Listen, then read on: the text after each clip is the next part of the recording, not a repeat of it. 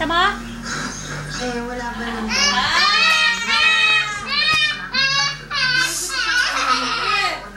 Wala namang nagparamdam. Ito nga si Kiko. Kay Kuya, hiningi ko na lang nung nabubuhay pa siya. Ilan pa bang hayop ang natira nung namatay si Mang Tito? Alam mo yan, siguro may maitulong ako sa inyo. Nung may sakit si Kuya, mahigit 10 ang aso niya.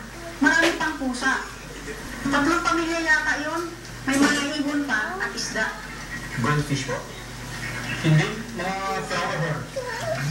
Tapos, habang lumalala si Kuya, isa-isa na namatay ang mga alaga niya.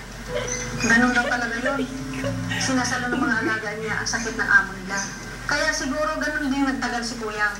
Sinalo mo na ng mga alaga nila bago namatay si Kuya. Si Kiko na lang natira at isang pusa.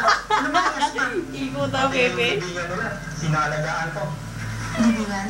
Saan yung libingan ng mga namatay na hayop? Sa likod ng bahay.